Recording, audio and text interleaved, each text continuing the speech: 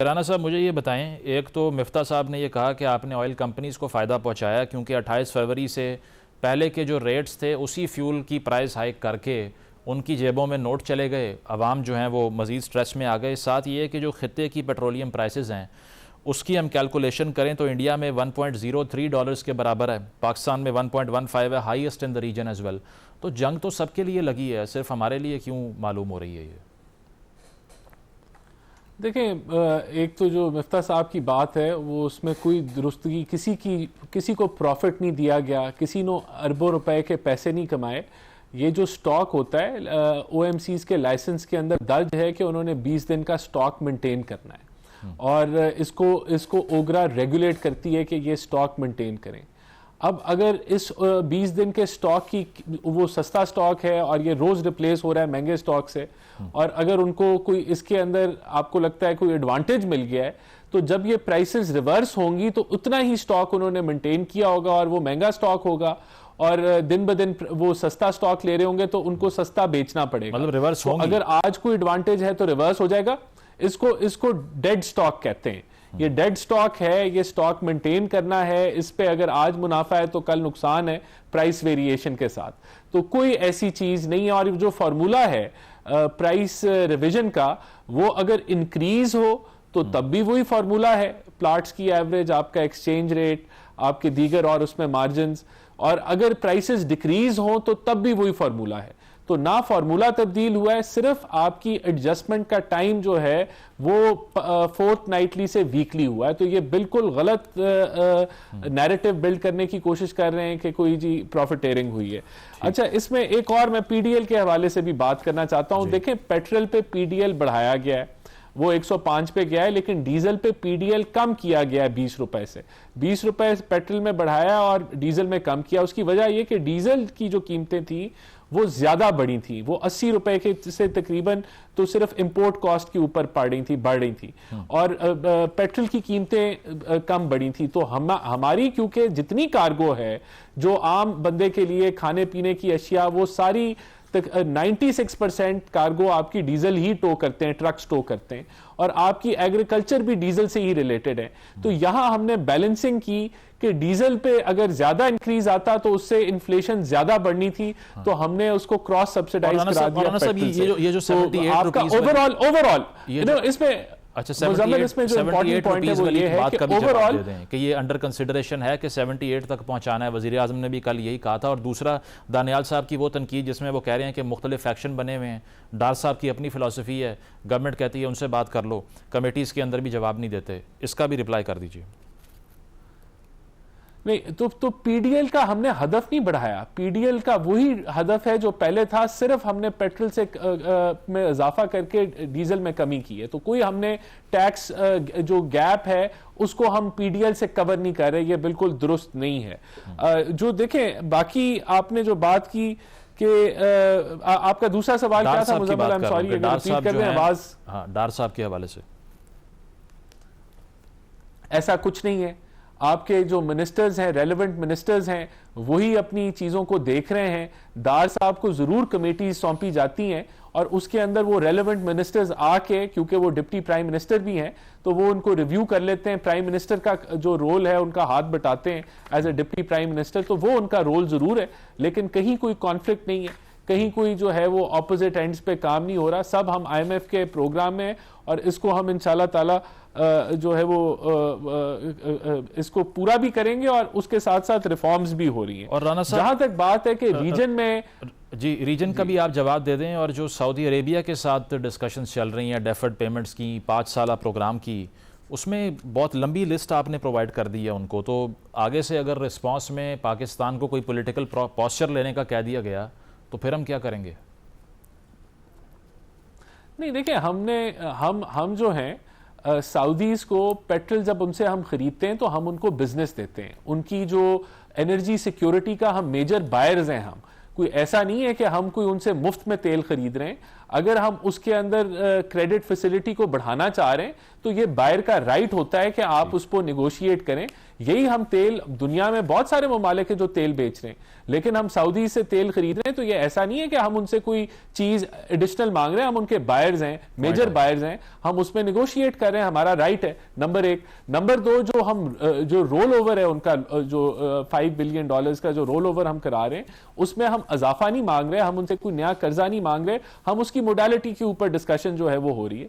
तो ये आपस में ममालिक इन चीजों को, और हम उस पर जो है वो इंटरेस्ट रेट पे करते हैं, हम ऐसा नहीं है कि वो मुफ्त में हमें उन्होंने दिया हुआ और हम उस पर इंटरेस्ट नहीं पे कर रहे। तो ऑब्वियसली हमारे वो स्ट्रेटेजिक पार्टनर हैं, डिफेंस पार्टनर्स भी हैं, इकोनॉमिक पार्टनर्स भी हैं, तो हम मिलके उनसे ये बातचीत कर रहे हैं। ये जरूरी नहीं है कि 100% हमारी वो चीजों से मुतमईन हो जाएं और हम एक्सेप्ट कर लें, तो ये नेगोशिएशन चलती है आपस में। तो उसमें ये कोई हमें फ्री में रियायतें नहीं मिल रही। हम अगर लोन ले रहे हैं तो उस पर सूद पे करते हैं, अगर हम उनसे तेल ले रहे हैं तो हम उनकी एनर्जी सिक्योरिटी का मेजर पार्टनर है, हम बायर उनके। तो ये चलती रहती हैं चीजें। इसको आपने अगर एक नेगेटिव पर्सपेक्टिव से देखना है या पेश करना है, वो जरूर ऑपोजिशन कर सकती है, लेकिन हम भी उनके लिए उतने ही अहम है जितने वो हमारे लिए अहम है। और राना साहब, शॉर्टली ये जो असद उमर साहब का एक ट्वीट है उसमें वो कह रहे हैं कि रिपोर्ट्स ये बता रही हैं कि आपने IMF को कहा है कि वॉर का हम पे कोई इम्पैक्ट ही नहीं आएगा, सब अच्छा है। तो ये ऐसी डिस्कशन हुई है? Because this would be very unrealistic.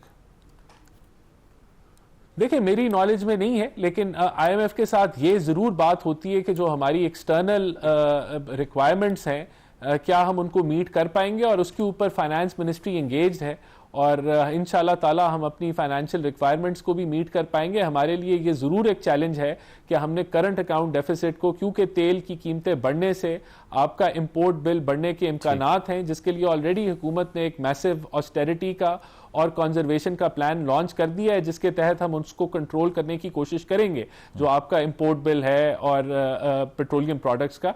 लेकिन ये चैलेंज है, लेकिन हम लोग वी विल इंश्योर कि हम IMF की कंडीशनैलिटीज़ को और जो उनके एक्सटर्नल फ्रंट के ऊपर जो हमें जो डॉलर्स की फरामी है उसको हम इंश्योर करें, तो वी विल मेक श्योर कि हम उन चीज़ों को अचीव करें। बिल्कुल। शौकत साहब, ये एक तरफ तो आज़म नज़ीर तारड़ साहब ने यह दरख्वास्त भी की है कि ख़ित्ते में सूरत हाल बहुत कशीदा है, तो पाकिस्तान की खारजा पॉलिसी पे कम से कम बहस अभी छोड़ दी जाए।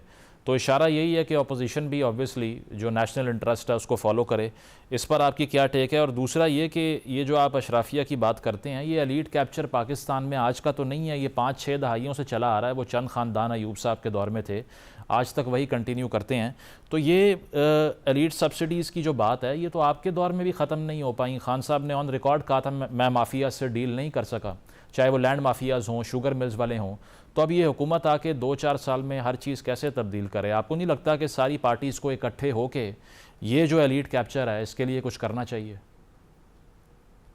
देखिए, इस एलीट की वजह से ही तो इमरान खान आज जेल में है ना। उन्होंने इन लोगों को ही छेड़ा था ना, और कम से कम छेड़ तो लिया था ना, किसी को नहीं छोड़ा था उन्होंने अपने दोस्तों के ऊपर भी केसेस कर लिए थे। तो बहरहाल अब हुआ नहीं हुआ, देखें, ये तो एक स्ट्रगल होती है।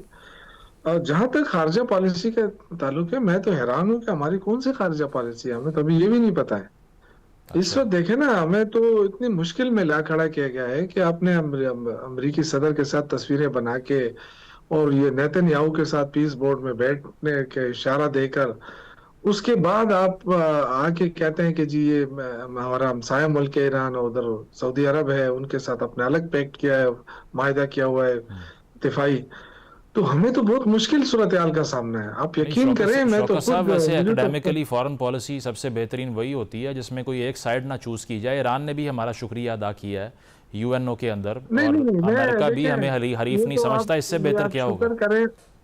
देखें, मेरी बात सुने, हमारे देखिए, हमने हमेशा ये तकिया किया हुआ है अमेरिका के ऊपर, लेकिन अमेरिका ने हमें कभी भी बुरे वक्तों में कोई इतना अच्छा हमारे साथ सलूक नहीं किया है।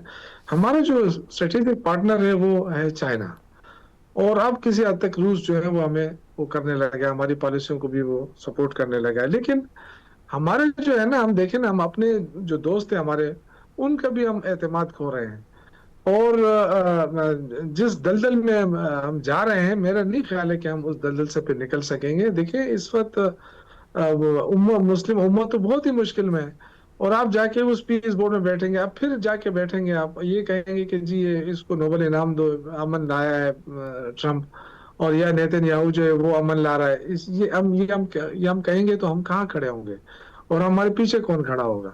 ये देखिए, ये कोई आज के एक दिन की बात नहीं है कि आज हम इस दलदल से निकलेंगे तो बस हम खुश, हम बड़ा कामयाब रहेंगे। ये लॉन्ग टर्म स्ट्रेटेजी होती है हर मुल्क के लिए अपने और एक मुस्तकिल पॉलिसी भी होती है। ठीक। हमारी मुस्तकिल पॉलिसी भी नजर नहीं आ रही, और शॉर्ट टर्म पॉलिसी तो यही है जो आप देख रहे हैं। देखिए, ये तो अगर आज भी अगर ईरान हमला करता है सऊदी अरब के ऊपर, तो आपकी क्या पोजीशन होगी फिर?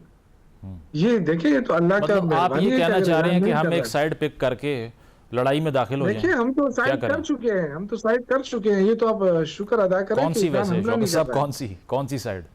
देखिए, अगर सपोज हम तो सऊदी अरब के साथ मायदा कर चुके हैं ना कि उन पे हमला, जो हम अपने ऊपर हमला तस्वर करेंगे। अगर आज ईरान हमला करता है तो ये तो शुक्र करे कि नहीं कर रहा है। अगर वो करता है ना तो हमारी क्या पोजीशन होगी? अगर हम ईरान के साथ लड़ते हैं तो फिर हमारे इंटरनल क्या होगा? दूसरी तरफ अफगानिस्तान के साथ हम उलझ चुके हैं, इंडिया हमारे लिए तैयार बैठा हुआ है, हमारी क्या पोजीशन होगी? हम ट्रम्प के साथ तस्वीरें बना के खुश हो रहे हैं, तो क्या इससे चाइना खुश हो रहा है जो कुछ हम कर रहे हैं? ठीक। तो ये सारी चीजें कि हम देखें, ये कोई इतनी बड़ी वो नहीं है कि आप जाके तस्वीर बना के आप खुश हो कि अमेरिका हमारे साथ खड़ा है। अमेरिका किसी के साथ खड़ा नहीं होता है। अमेरिका सिर्फ अपने मफादात के लिए। देखिए ना, इजराइल के साथ भी वो खड़ा हुआ तो अपना असला बेचने के लिए। आप देख रहे हैं वो असला बेच रहा है इजराइल के ऊपर। और ये सारी चीजें कि मेरे ख्याल ये कि हमें अपने स्टैंड पे खड़ा होना चाहिए था, जो नहीं है। मतलब क्लैरिटी की कमी है खारजा पॉलिसी में, आप ये सर हम कर्जे ले रहे हैं, हम कर्जों पे चल रहे हैं। हमने कोई अपनी, देखे ना 3-4 सालों में कोई हिकमत अमली आपको नजर आई है कि जिससे आपकी फॉरेन इन्वेस्टमेंट बढ़े, जिससे आपके एक्सपोर्ट बढ़े, जो आप अपने इकोनॉमी पे खड़े हो सके? ये कौन सा तरीका है कि जी हर बात पे जी वो चूंकि IMF नहीं मानता तो इसलिए हमने 55 रुपए बढ़ा दिए? ठीक है यार, खुदा का खौफ करो यार। IMF ने ये नहीं पूछा कि 11 अरब का जहाज क्यों खरीदा आपने। IMF ये नहीं पूछ रहा है कि आप अपने ब्यूरोक्रेट को बड़ी बड़ी गाड़ियां क्यों लेके दे रहे हैं। ये कौन सा IMF है जो सिर्फ गरीबों के पीछे पड़ा हुआ है? प्रोग्राम में ब्रेक शामिल करेंगे, ब्रेक के बाद वापस आते हैं। Stay with us.